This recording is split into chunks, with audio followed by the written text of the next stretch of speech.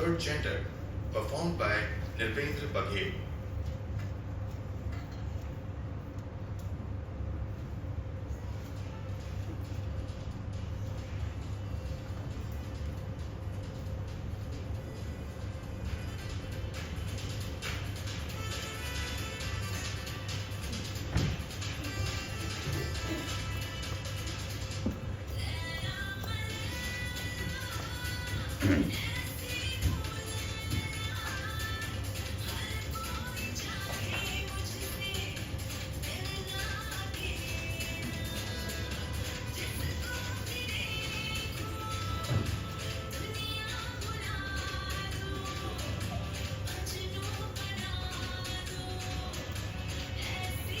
मुझमें ना कुछ मैन्युफैक्चर डिफेक्ट है। जब मैं पैदा हुई तो डॉक्टर ने बोला कुछ तो गड़बड़ है। जब मेरी मैन्युफैक्चरिंग हो रही थी तो भगवान की आंख लग गई और उसने नैनो के पास BMW में लगा दिए। शर्म के मारे घर वालों ने मुझे बचपन में ही निकाल दिया। फोन करते हैं कभी कभी जब उन्हें पैसों की जरूरत होती है और मैं भी उन्हें पैसे दे देती हूँ, अपनों से बात करने की फीस समझ। आखिरकार है तो ये मतलब की दुनिया ना। गुरु माँ ने बोला अगर तुझे हमारी टोली में शामिल होना है तो कुछ बदलाव करने पड़ेंगे। तो गियर बॉक्स निकाल के कॉइन बॉक्स लगाना पड़ा। You know it feels very bad when you don't have any work and also have no balls to scratch. गुरु माँ कहती है कि तू अपनी टोली की हीरोइन है, बाकी सब जलते हैं मेरी ब्यूटी देख। सब सिलिकॉन सर्जरी का कमाल है। थोड़ा भारी लगता है लेकिन अच्छा लगता है। कभी कभी ना ज्यादा सुंदर होना भी अच्छी चीज नहीं होती। मेरे मकान मालिक की नजर हमेशा मुझ पे गड़ी रहती है। उसे जब भी मौका मिलता है वो जानवरों की तरह मेरे ऊपर टूट पड़ता है। कभी यहाँ हाथ डालता है, कभी यहाँ हाथ डालता है। मैं तंग आ गई हूँ उससे। ओ मैं तो भूल ही गई, पास के मोहल्ले में लल्ला हुआ है। सुबह हमें बधाई देने जाना है। चलो मैं सो जाती हूँ और जल्दी मुझे ये घर भी बदलना है। क्या पता ये घर की बुड्ढा कब क्या करे।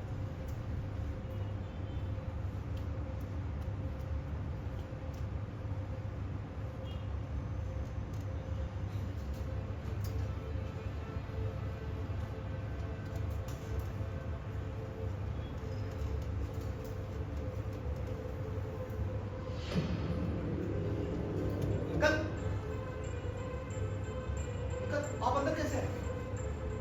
अंकल, अंकल, अंकल, अंकल छोड़ो मुझे।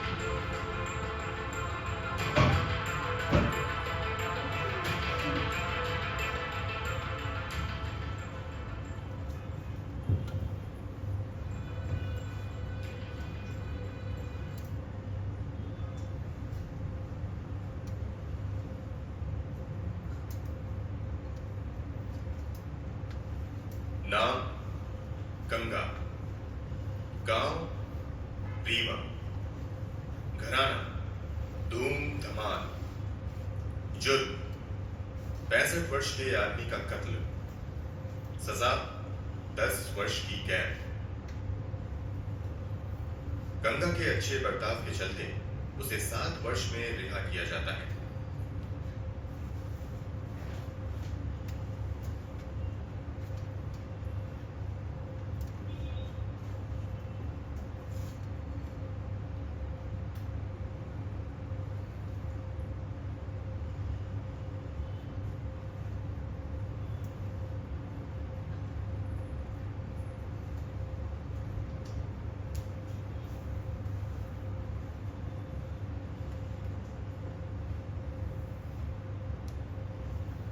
आज 7 वर्ष के बाद मैं जेल से बाहर आई। कोर्ट में वकील ने कहा, अपनी इज्जत बचाने के लिए तूने मर्डर कर दिया। अरे इज्जत तो उसकी बचाई जाती है जिसकी इज्जत होती है। बिल्कुल ठीक कहा उसने। मेरी इज्जत तो बचपन में ही नीलाम हो गई थी। जब मैं छोटी थी तो मुझे लड़कियों की तरह तैयार होना और मेकअप करना बहुत अच्छा लगता था, लेकिन ये बात मेरे पापा से सहन नहीं होती थी। वो मुझे कुल का कलंक कहते थे। वो रोज रात को दारू पीकर मुझे मारते थे। वो रोज रात को अपने दोस्तों को घर पे बुलाते थे, उन्हें बिठाते थे, बैठो, फिर उनके सामने मुझे बुलाते थे। गोविंद जी, पापा कपड़े उतार। कपड़े, अरे उतार। और मैं रोज रात को कपड़े उतारता था। रोज रात को उनके दोस्तों के सामने नंगा होता था। उनके दोस्तों के सामने हर दिन जलील होना पड़ता था मुझे।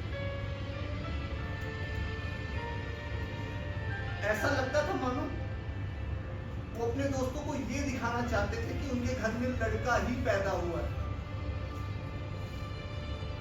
घर छोड़ने के बाद बाहर वालों ने भी मुझे धुतकारने और अपमान करने में कोई कसर नहीं छोड़ी।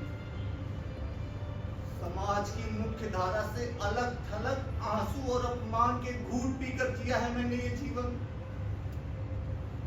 और मैंने अपनी रक्षा की तो वो अपराध कैसे हो गए? जो कुछ हुआ वो मैं कभी नहीं चाहती थी, लेकिन उस रात मेरे पास और कोई रास्ता नहीं बचा था। अगर नियति अपराध करने की होती तो भीख तो नहीं मांगनी पड़ती।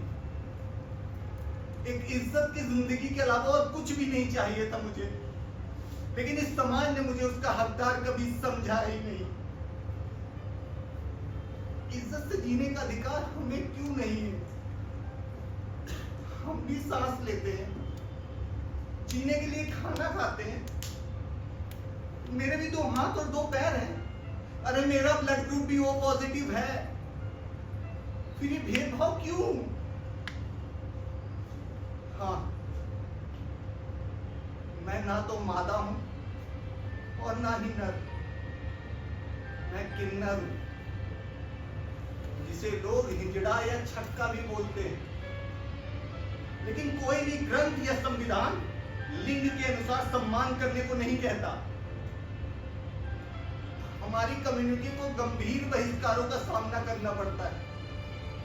डॉक्टरों द्वारा इलाज से इनकार करने से लेकर पुलिस उत्पीड़न और मुख्य धारा के रोजगार से हमें दूर ही रखा जाता है। अरे हमें रोजगार नहीं दोगे, हम कमाएंगे नहीं तो हम खाएंगे कैसे और जिएंगे कैसे? इसलिए हम दूसरों के घरों में नाचने, भीख मांगने और सेक्स वर्क जैसे काम करने के लिए मजबूर हैं। 2014 में हमें तीसरे लिंग का दर्जा मिल तो गया, लेकिन लोगों के दिल में हमें आज भी आम इंसान का दर्जा नहीं मिल पाया। तो पुरानी फिल्मों के डायरेक्टरों ने हमें मनहूस, भिखारी और धंधा करने वाली ही दिखाया, और आज भी वही छवि हमारी लोगों के दिल में बसी हुई है। कोई हमें अशुभ कहता है तो कोई आशीर्वाद लेता है, कोई हमें देखकर मुंह मोड़ लेता है तो कोई अर्धनारीश्वर का रूप मानता है। पुरुष और स्त्री का जोड़ा बनता है, क्योंकि पुरुष के अलग इमोशंस होते हैं और स्त्री के अलग इमोशंस होते हैं।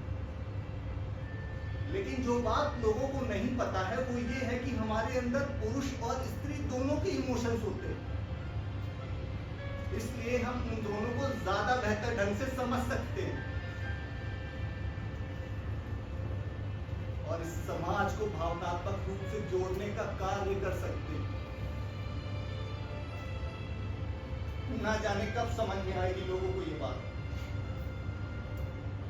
तब तक जी रहे हैं इसी उम्मीद में कि कभी तो इंसान के दिल में इंसानियत जगेगी और हमें भी समाज में बराबरी का मौका मिलेगा।